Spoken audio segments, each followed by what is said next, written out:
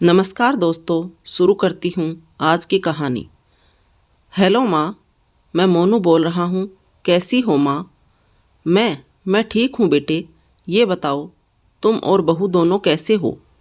हम दोनों ठीक हैं माँ, आपकी बहुत याद आती है। अच्छा सुनो माँ, मैं अगले महीने इंडिया आ रहा हूँ तुम्हें लेने।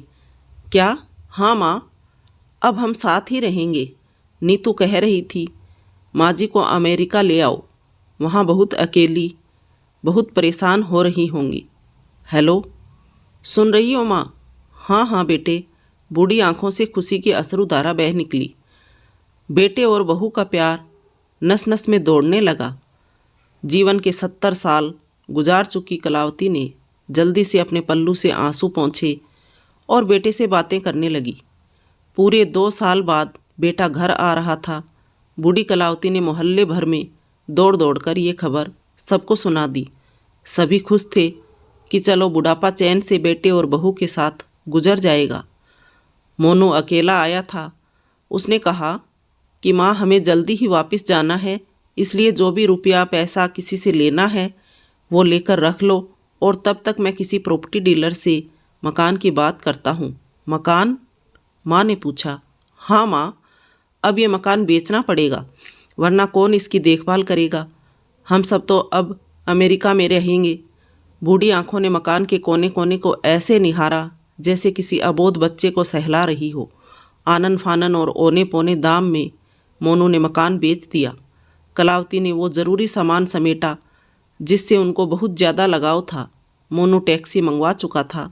एयरपोर्ट पहुंचकर मोनू ने कहा, माँ, तुम यहाँ बैठो, मैं अंदर जाकर सामान की जांच और बोर्डिंग और वीज़ा का काम निपटा लेता हूँ। ठीक है बेटे। कलावती वहीं पास की बेंच पर बैठ गई। काफ़ी समय बीत चुका था। बाहर बैठी कलावती बार बार उस दरवाजे की तरफ देख रही थी जिसमें मोनू गया था, लेकिन अभी तक बाहर नहीं आया। शायद अंदर बहुत भीड़ होगी सोचकर बूढ़ी आंखें फिर से टकटकी लगाए देखने लगती। अंधेरा हो चुका था। एयरपोर्ट के बाहर गहमा गहमी कम हो चुकी थी। माँ जी किससे मिलना है? एक कर्मचारी ने वृद्धा से पूछा।